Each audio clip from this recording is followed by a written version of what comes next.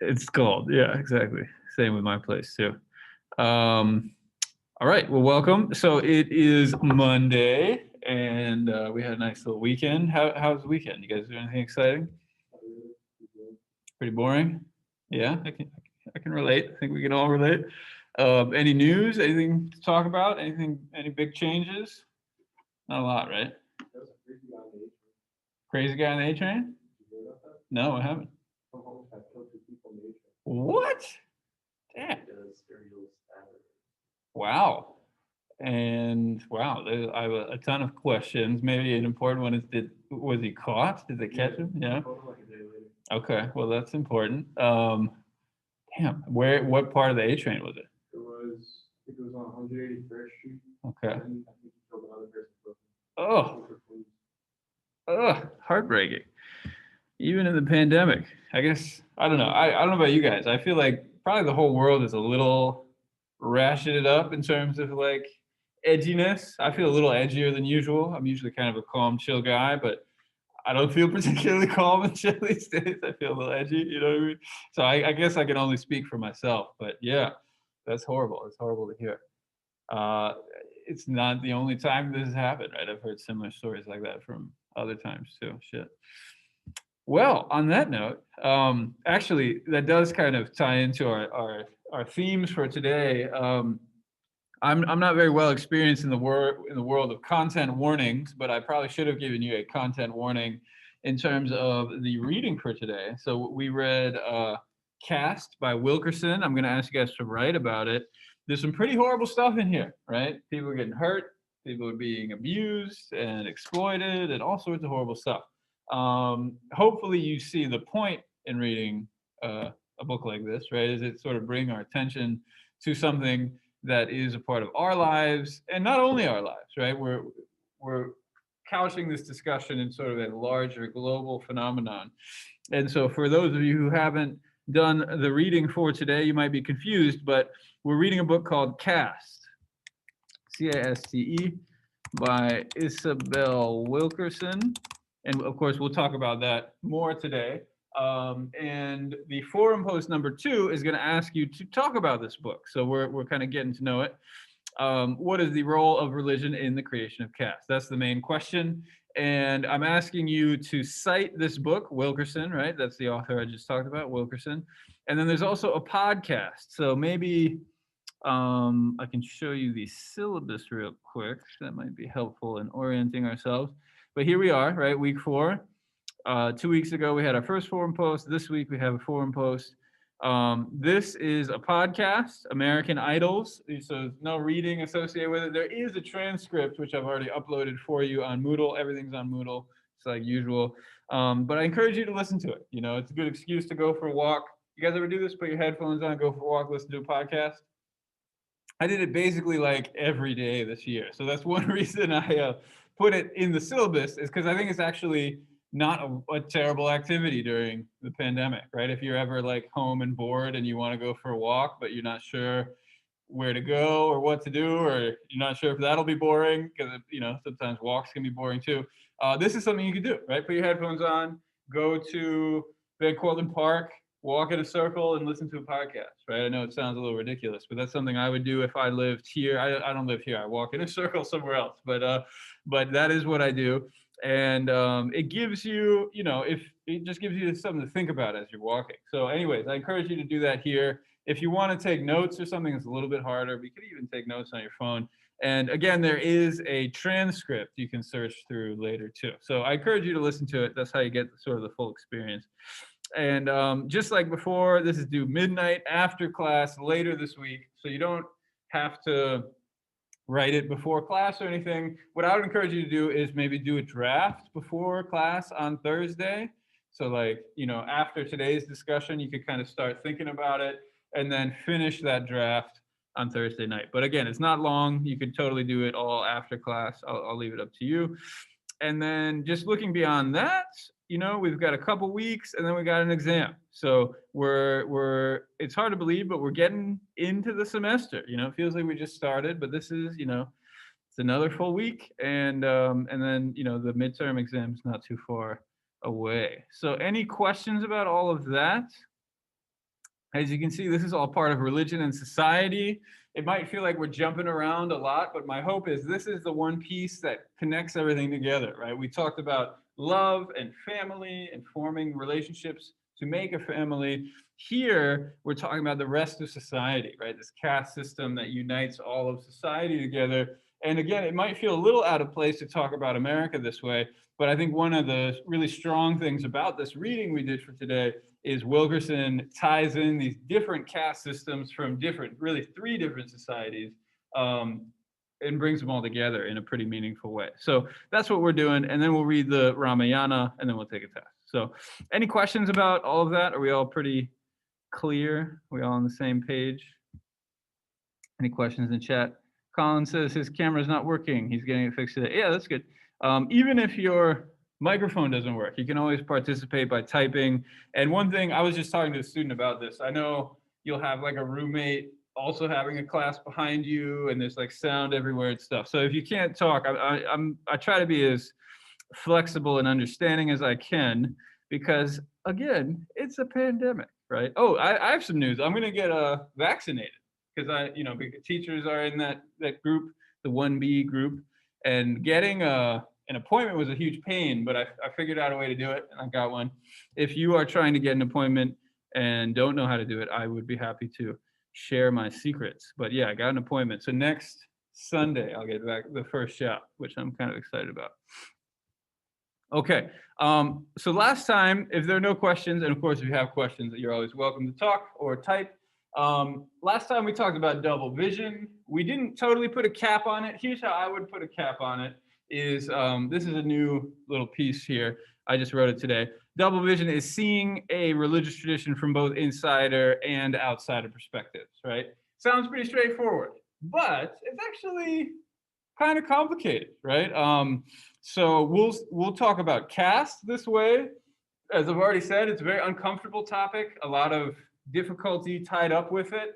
But an important part of this process is thinking about the caste system from within, right? What would it be like to be exploited in a caste system? What would it be like to be on top of the caste system? And then from the outside, we can think, what is the role of the caste system in these different societies over time? So, we're not limited to just caste here, of course. With double vision, we can think about astrology and astronomy. Remember that, right? And they're both talking about the stars.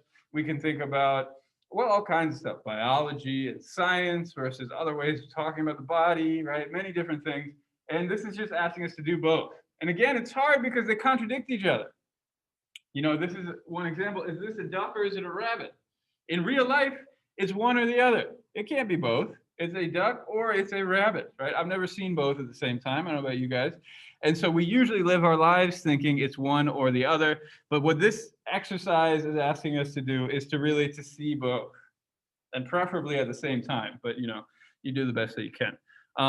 So hopefully that's pretty clear. Any questions about that? So last time we did the Rig Veda, very difficult text, right? Those first couple hymns were all about creation, and they were asking a lot of questions, right? It's basically like, how do we know what we know? And I think many of you were a little confused by that. In some ways that's the point, right? Is to say, oh, you think you know where everything came from? Let me show you how you don't know, right? And so rather than giving you information, it's almost taking it away from you, right? And giving you questions to ask. Here is a little more straightforward of a story that we have not discussed yet, but I want to start here today. This is the Hymn of Man. The main character is called Purusha.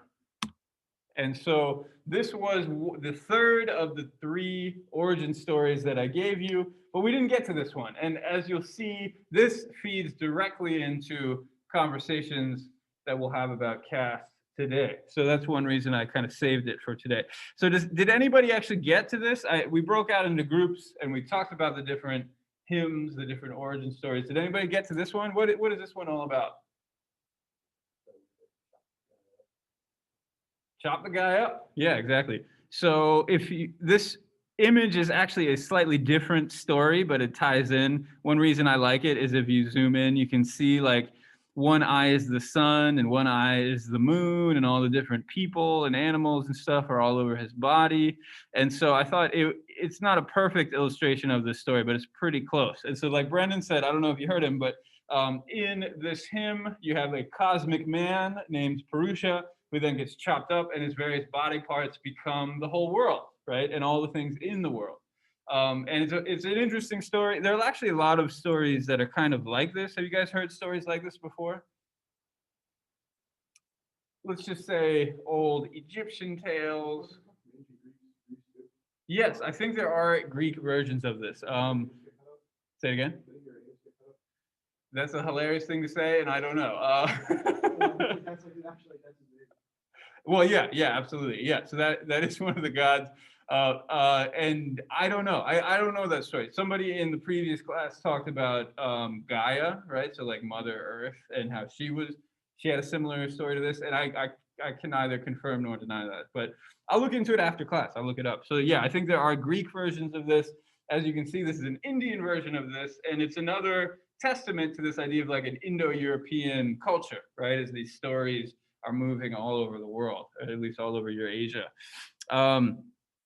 Very good. Okay, and so the one part we want to focus on is right here.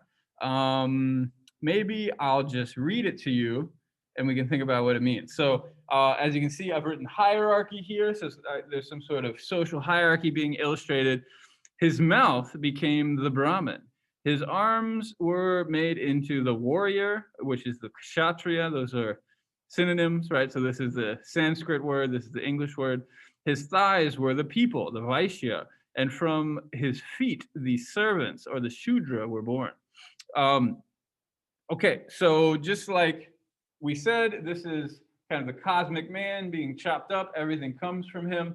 Why did I write hierarchy here? What sort of hierarchy is being created in this story? So of course, a hierarchy is basically saying some things are, better, some things are worse, and there's everything in between, right? So what sort of hierarchy is being made here? Religious people are top, and it's like the warrior class, and like the average person class, and then bottom slaves.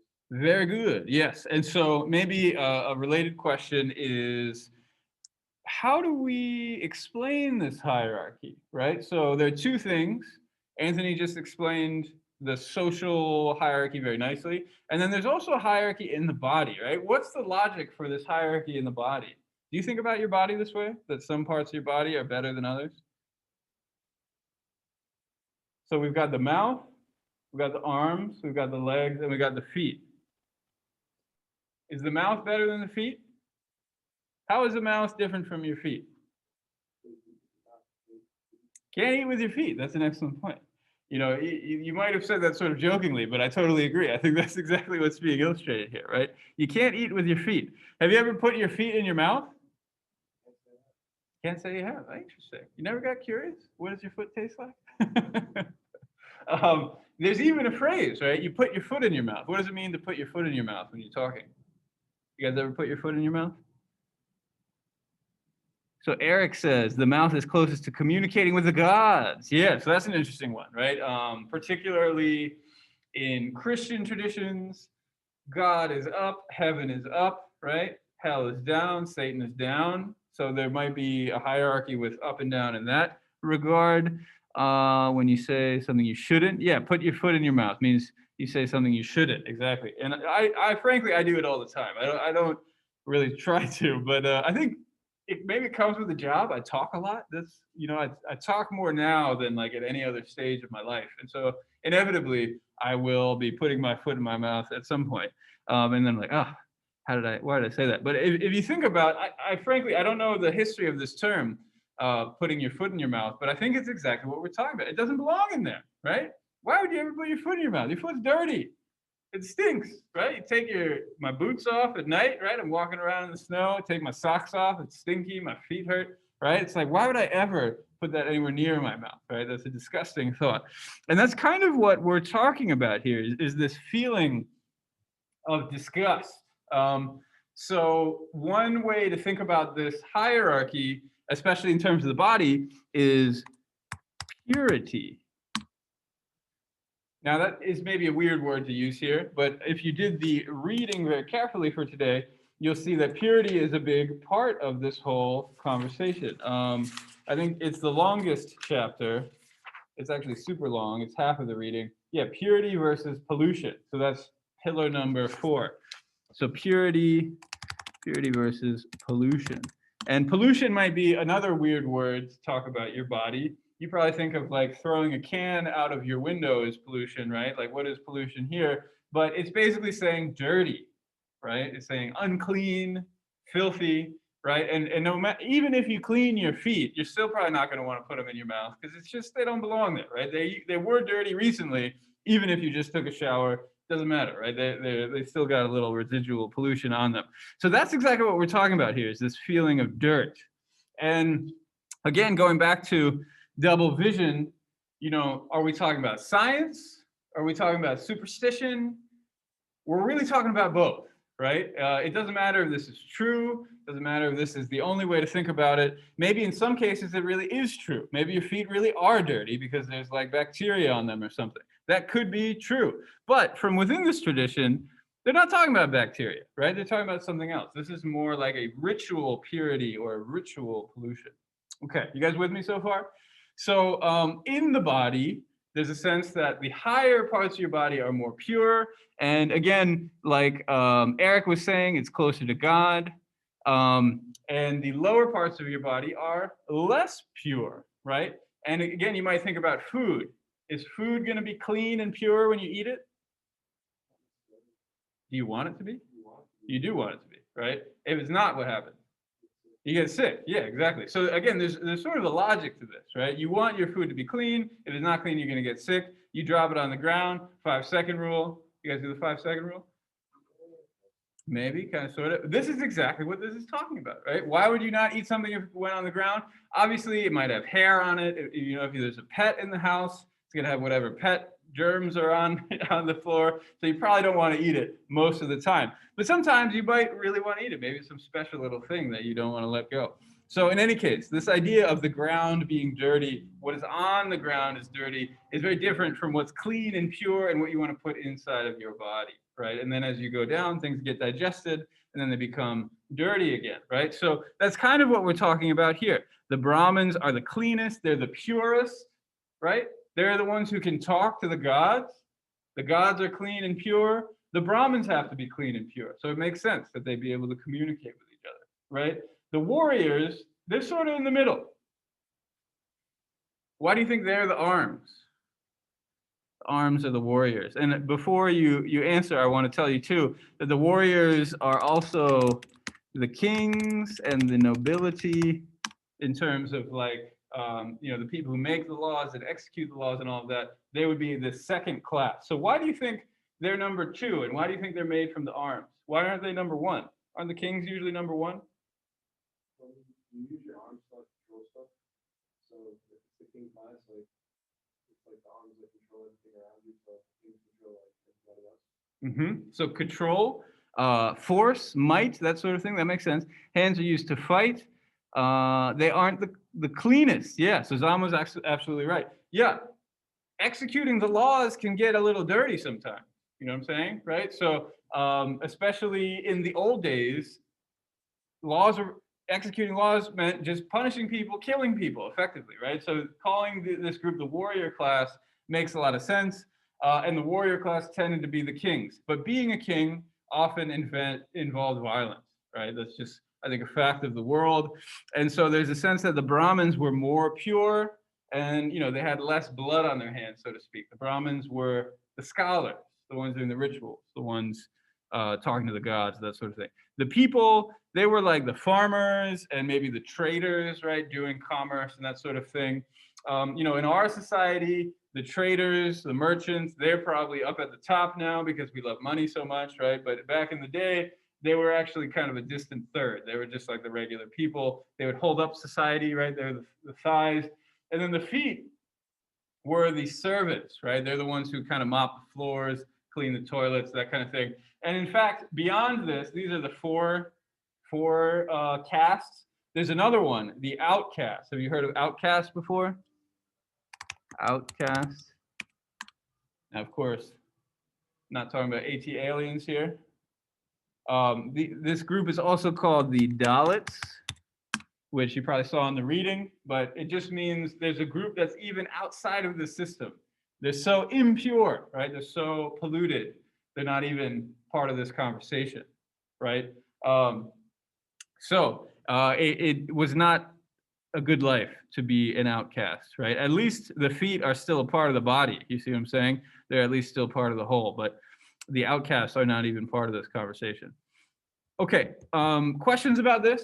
Again, we're going to talk about caste for the rest of class, and this is one major connection. So I wanted to focus on this before we move on. And again, of course, this comes from Doniger.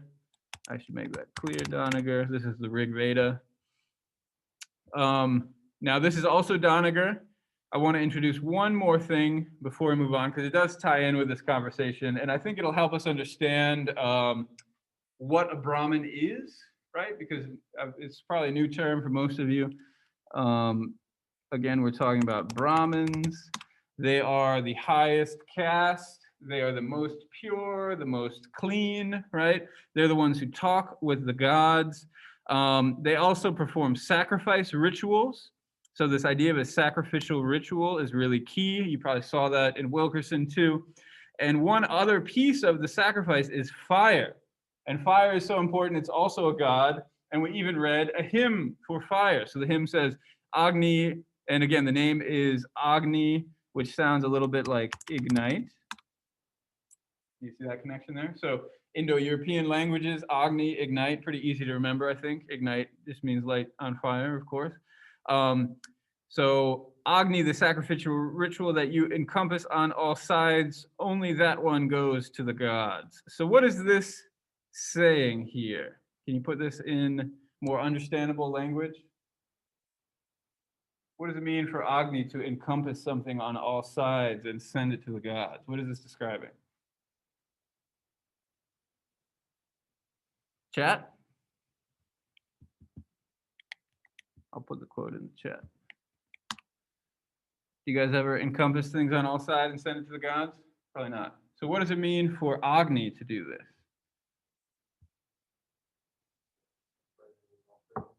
Burning an offering. Yeah. So why is burning something sending it to the gods? How does that make sense? Yeah. You ever think about this? So if you ever like light incense, have you ever lit incense before? Right? It smells nice, the smoke goes up, and you're probably not thinking, I will offer this to the gods. But that is quite literally what some people do, right? When they offer incense in the morning, they'll light it and say a prayer and send it up to the gods. The smoke goes up to the gods and makes them happy. They can't eat all the stuff that is left behind. It goes up into the atmosphere, exactly. So fire is kind of like this messenger where this god, Agni, takes whatever we are giving to the gods and brings it up to them. It's an interesting way to think about fire, right? And to further illustrate this point, I would like to share a video with you. Is that pause? Yeah. Oh, no, it's not. Okay, so 1 second. Let me set this up. I'm going to close all this stuff. I'm going to pause the recording again. Okay, so now let's talk about Wilkerson. So if you haven't already, please open up the reading for today. So Wilkerson Caste, right? We're going to talk about it together for a few minutes, and then let's see, it's 2:10. We end in 40 minutes. So there's a decent amount of time. We'll probably run out of time, and then we'll just do a breakout room session to conclude the class, and then we'll pick it up again on Thursday. So, but let's do the first part together. We've got this story of Noah and his son Ham, and also Ham's son Canaan. So there are three generations here. And it's a story about a curse. And so before we get there, just to bring your attention to where this is in the reading and all that sort of thing, I'm asking you to write this forum post about religion and the creation of caste. this first pillar is called divine will, right? It's talking about gods and divine will and that sort of thing. So it's clearly relevant for this assignment. And it's only 4 pages. So if you only read one section of the reading, I would encourage you to read this one. And it tells this sort of weird story of Noah. So I guess, first of all, who is Noah? Have you guys heard of Noah before? He was, he got the mark, he told the animals. The guy with the ark. Yeah. And so actually, a student in the last class was talking about this word ark. He was like, yeah, the big boat. And I was like, yeah, I guess that is what ark means. I never used the word ark in like any other context, but that's exactly right. So we've got the big boat. Everybody is sinning, right? The whole world is bad except for Noah. And so they all get flooded and killed. Actually, it kind of reminds me of the coronavirus a little bit, right? Grand divine intervention, killing all the bad people.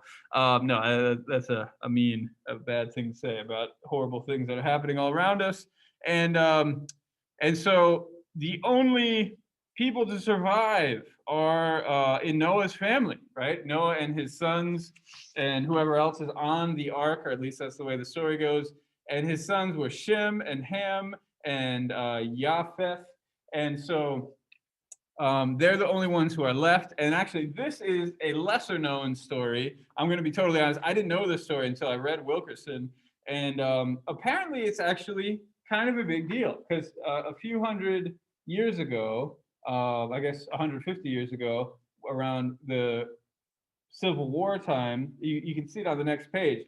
I quoted it here too. A Confederate lawyer talks about this curse of Ham as a way to justify slavery in America. So it's actually a very important story, even though people don't necessarily talk about it a lot. So what happens in the story?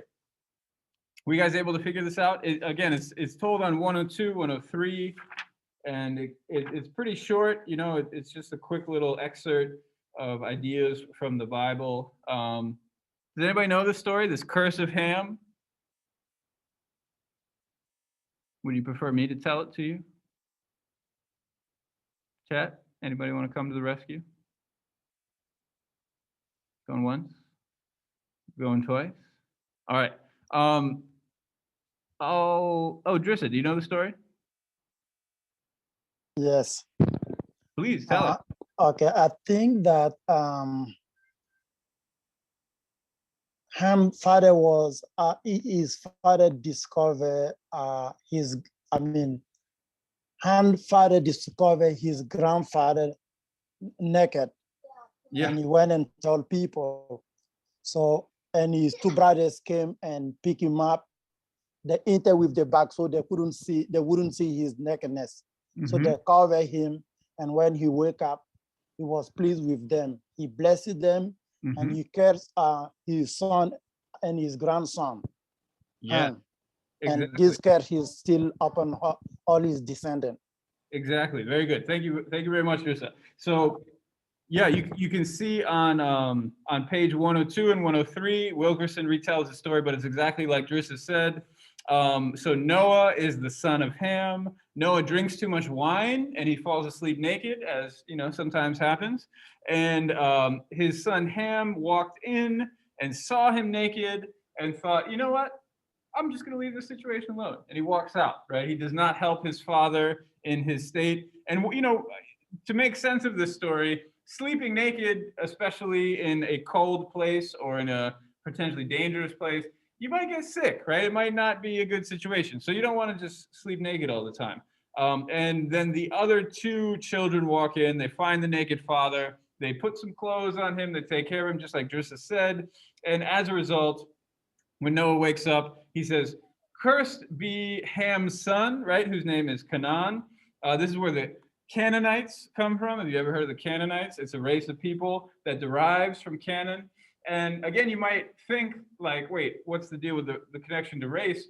Well, these are the only humans, right? So theoretically, we are all descendants. Just like the Adam and Eve story, everybody else was killed. And so we are all descendants from one of these children. And so the story goes, Noah curses the children of Ham and that entire race that comes from those children. And what he says, I already have it on here, but cursed be Canaan. Again, this is the son of Ham, the lowest of slaves. will he be to his brothers, right? And so he goes on to say that the other brothers will own the descendants of Ham, which is a pretty major curse, right? And so as we think about what does this story do for later history, here is a very clear example of this Confederate lawyer saying the curse of Ham is now being executed upon his descendants. God's wisdom and mercy combined in constituting them, thus suited them to degraded position they were destined to occupy. So if it wasn't already clear from the beginning of class, we're talking about some pretty heavy stuff, right? Here we have human beings being treated as low positions, low like feet in the body, right? Being said to occupy these denigrated positions, which is just a flowery way of saying these are low people who don't deserve to be high in the caste system. And again, double vision helps us deal with this, right? It doesn't mean this is true. It doesn't mean this is a fact, right? But we can step into this world and try to understand how it works in order to avoid it, right? Because I would argue this way of thinking still operates today, right? This idea that some people are higher and better than others, right? And again, this is something we'll talk about as class continues to unfold. So lots of really uncomfortable, heavy things, even the very language of these conversations. This came up in my last class, right? What's the difference between talking about people of color versus colored people? That might sound like a very minor change, right? But those are very different phrases, right? And so people of color is a nice word to use. It's very common, people of color. You could say black people, white people, people of color, right? Those are all good words to say, but there are a lot of not so good words to say, right? Even just flipping colored people, that's an outdated word. It was maybe more common like 60, 70 years ago, but I would not recommend using it now. Please don't use it in this class. So even just the language for having these conversations is hard, right? It's hard to figure out. So that's something we're gonna try to do together today. So one final question maybe we can talk about together. How do these compare, right? So we read this story, right, about this hierarchy mapping onto somebody's body, right? Some people are more pure, some people are less pure. And then we read this story about the curse on Noah's son, on Ham and his descendants, where an entire race of people become cursed. They do some similar things, right? And so that's one question I have for you. How are they the same? But they also do some different things. And that's maybe a harder question. How are they different? So why don't we open it up? So we've got this story of, well, I guess let's call it the Hymn of Man, also called Purusha, versus, and so that's in the Rig Veda, versus the story of Noah and Ham in the Bible. Same, different. How are these the same? How are they different? What do you guys think?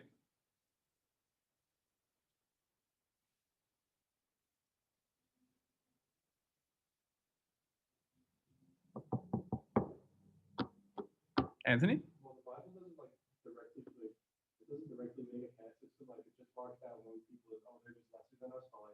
It doesn't mark out like, oh, these like this descendant's gonna his descendants are a warrior caste, or like, oh, this descendant's a religious caste. It's just like just that one guy's slavery. Like that's the only demarcation. Okay, good. Yeah. So actually Anthony kind of answered both questions. In some ways it's similar because they're both making different categories in society, but they're actually making different categories, right? So in the Indian tradition, you've got, the Brahmins are the priests and those people are the warriors and so forth. In the biblical tradition, this curse of Ham, is basically saying there are these different categories, but it's basically you're either cursed or you're not, right? You're cursed or you're blessed. Yeah, exactly. And then, of course, the reasons for that curse are also a bit different, which we can expand on too if people are interested. All right, other thoughts, other similarities and differences?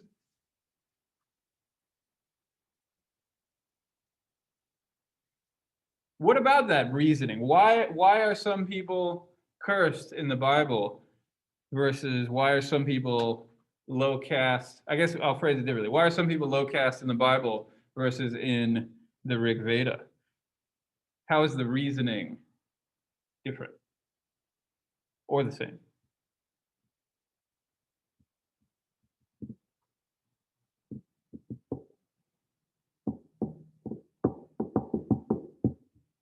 One thing to think about too, this comes up in Wilkerson, is the question of reincarnation and karma. We haven't really talked about this very much. And actually, I would sort of, again, push against her a little bit with this. It's not totally wrong or anything, but this idea that if you commit bad deeds in a past life, how will that affect your rebirth? You'd be born into a lower caste, right? And so there is a little bit of a sense in the Hindu tradition that is sort of, you have some power in all of this. Maybe not in this life, but this is the result of things that you did in a past life. Whereas in the biblical tradition, in general, actually, I've heard exceptions to this, but in general, reincarnation is not part of the conversation, right? It's more like a sin that somebody else committed, but because you descended from them, you're still suffering from it. You guys have probably heard the term original sin, right? What's original sin all about?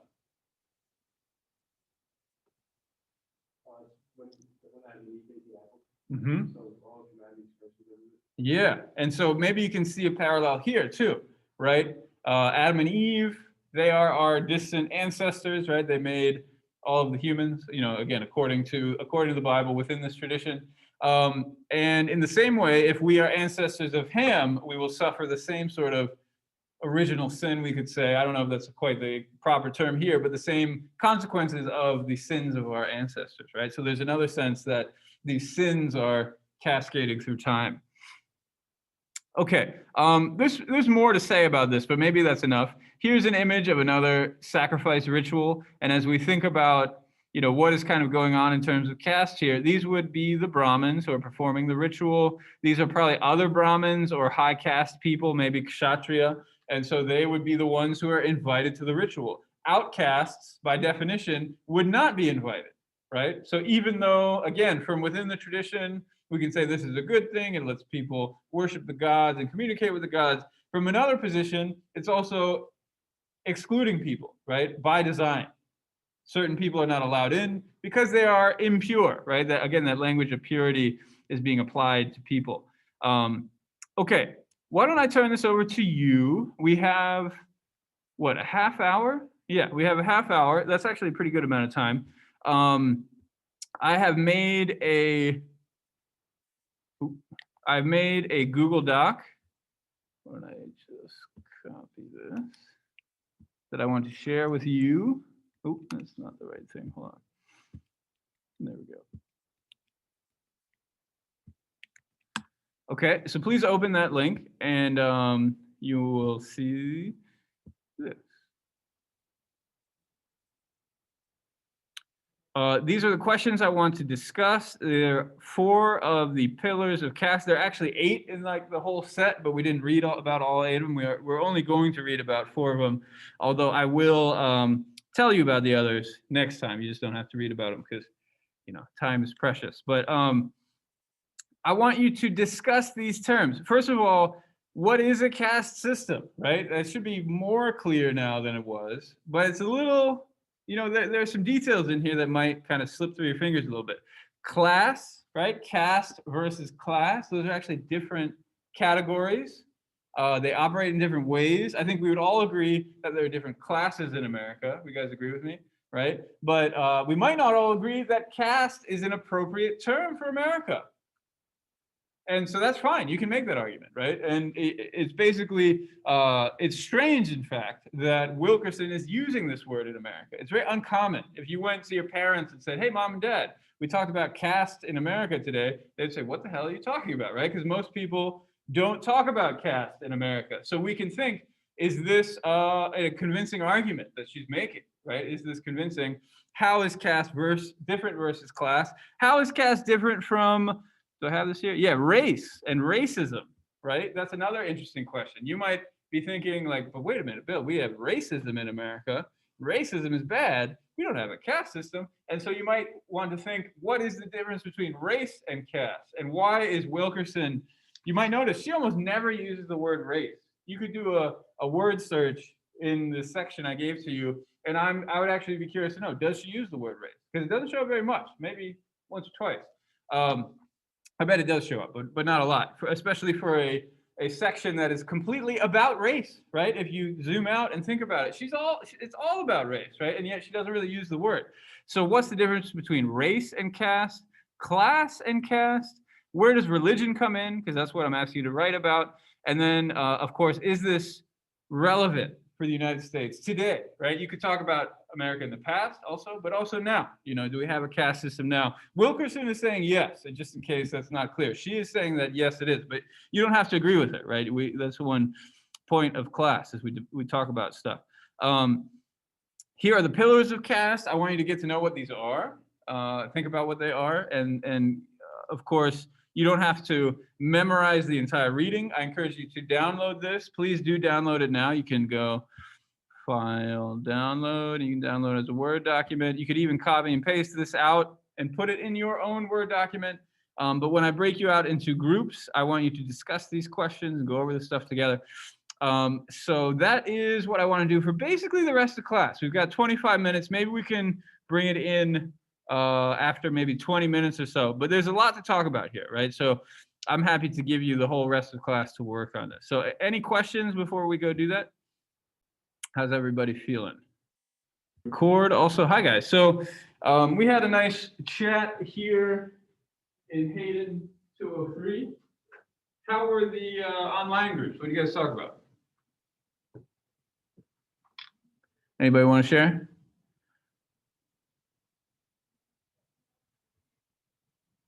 Oh, which question? Whichever question you got. So we talked a lot about caste versus class. I thought that was kind of an interesting place to start. We talked about caste versus race. And then we actually didn't get to the religion part, but we did talk about the United States a lot too. So yeah, whatever you guys got, what did you guys talk about? Obviously the religion part ties to your assignment, so we could start there. But I'm happy to discuss whatever you got. Anything interesting? For my group, when we talked about Yeah, we was talking. Yeah, you can go. You can go if you want. Okay. So we talk about caste and class. Mm-hmm. So we said that caste is something you inherit from your parent or your wherever you come from.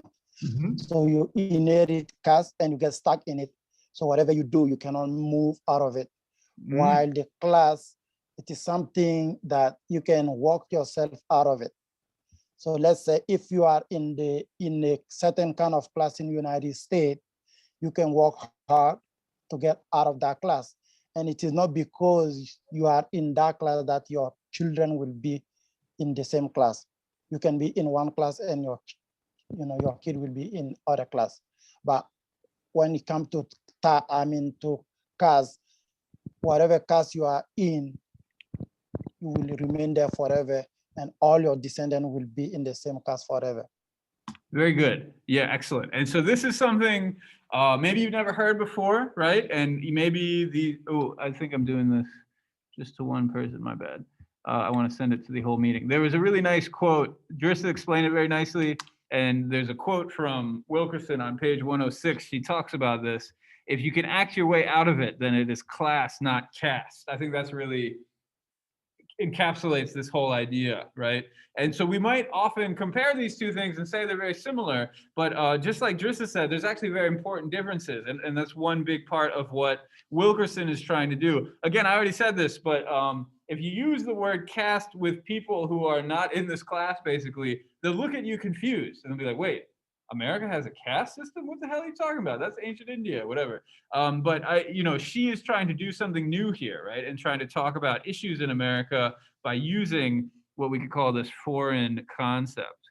So very good. I think that's a very clear distinction. What about caste versus race? That was also something we talked about in the room here together.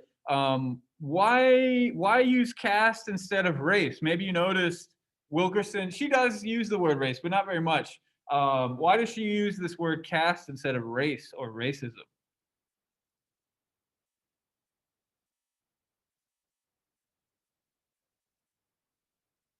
And as you're thinking about it, Again, what Drissa just described could also be described as heritability, and that is the name of the chapter.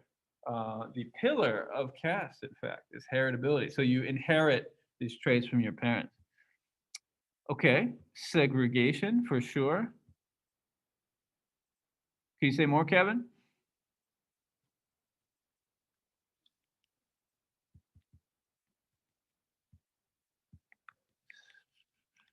So segregation. What's the relationship between segregation and caste? Segregation and caste, question mark. Living in segregated areas. Yeah, I even have a slide dedicated to this. So segregation.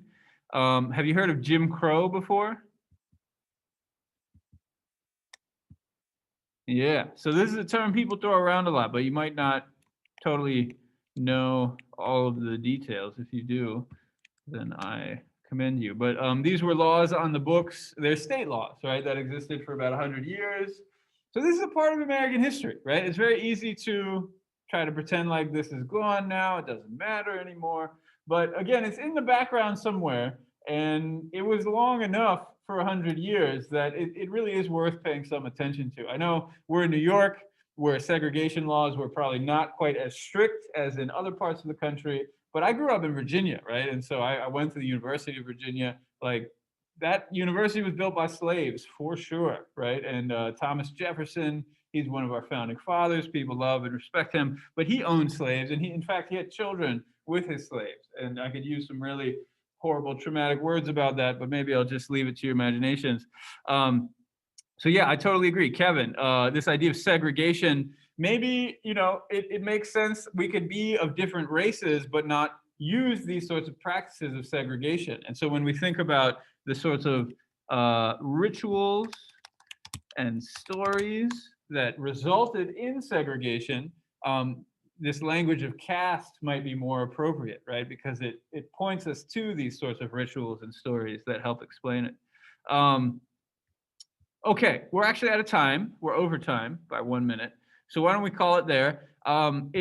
We clearly did not cover every subject on that worksheet I gave you, and we will come back to this on Thursday. So please, if you didn't do all the reading, please finish the reading, listen to the podcast, and again, I encourage you to write a draft before class, and then after class, you can kind of fix it up. I'll leave it up to you, but assignment due Thursday. So any questions before we go?